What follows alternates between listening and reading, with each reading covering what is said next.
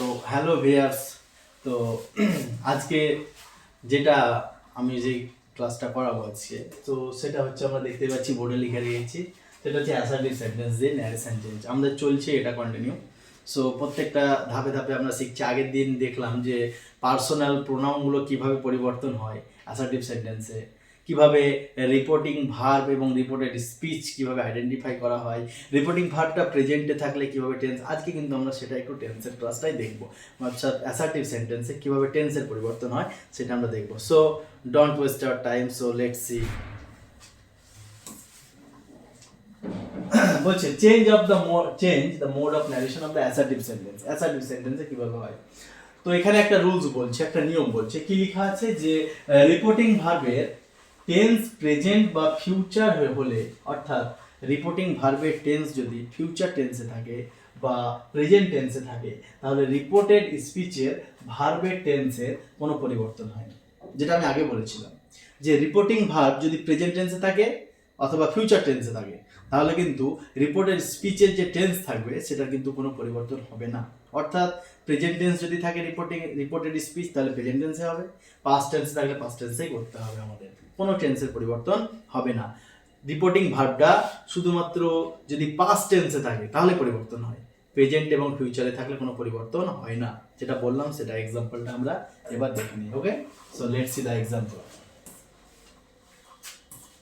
এক নম্বর বলছি এখানে যে Ishani says I was busy.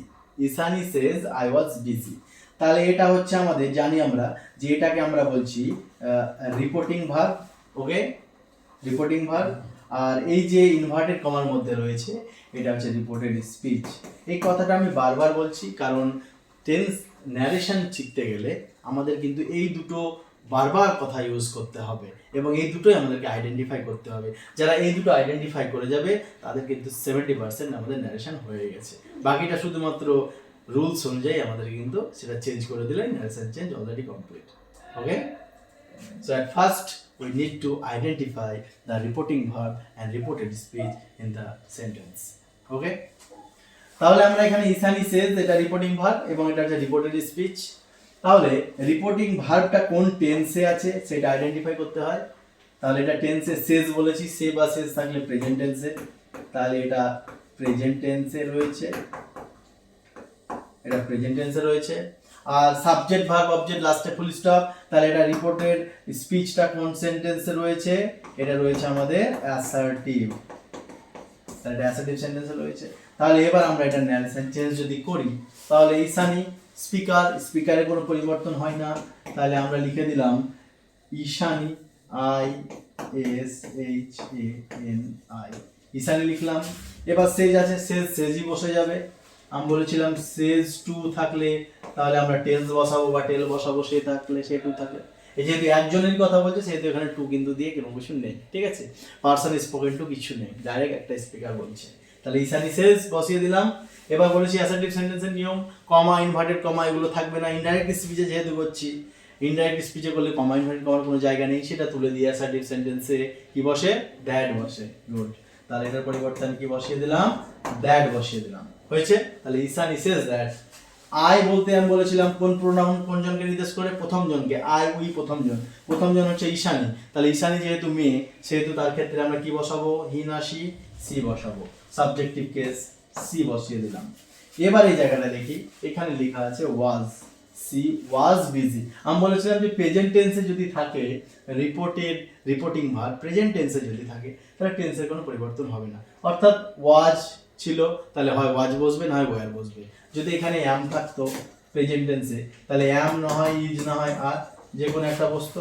আর যেহেতু এটা পাস্ট টেন্সে রয়েছে ওয়াজ, তাহলে হয় ওয়াজ বসবে না হয় ওয়্যার বসবে। ঠিক আছে, তাহলে এটা আই এর সঙ্গে ওয়াজ বসেছিল, এখানে বসে গেছে সি, তাহলে সি এর সঙ্গে কি বসে, সি এর সঙ্গে ওয়াজ বসে, তাহলে বসিয়ে দিলাম সি ওয়াজ।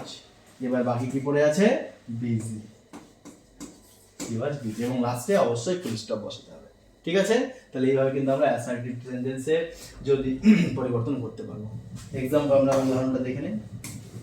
এই যে উত্তর করা আছে যে Ishani says that she was busy. Okay, তাহলে এটা টেন্সের কোনো পরিবর্তন ছিল না, পাস্ট টেন্সে ছিল, এটা পাস্ট টেন্সে আমরা লিখেছি। কেন? কারণ রিপোর্টিং ভার্বটা আমাদের কিসে রয়েছে? প্রেজেন্টে রয়েছে, তার জন্য আমি একটা বললাম যে প্রেজেন্টে। আর একটা কি বলেছিলাম? ফিউচার টেন্সে যদি থাকে, তাহলে let's see the example on future tense. এই যে একটা example, Ishani will say I was busy. তাহলে উইল সে, শ্যাল সে এটা যদি থাকে তাহলে ফিউচারের এটা, তাহলে তাই তো কিনা? উইল শ্যাল ফিউচারে হয়, তাহলে উইল সে মানে ফিউচারে আছে, তাহলে এটার যেটা আছে সেটারও কোনো পরিবর্তন হবে না, উইল সে ফিউচার টেন্সে আছে। এবার আইটা কি হয়ে যাবে?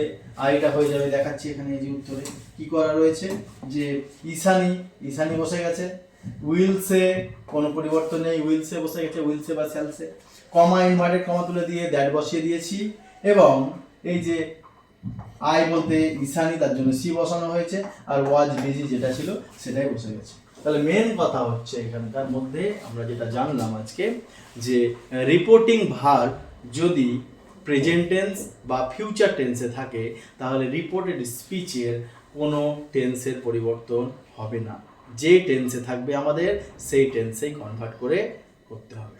ঠিক আছে, তাহলে এইটুকুই আমাদের আজকে বলার ছিল। Thank you.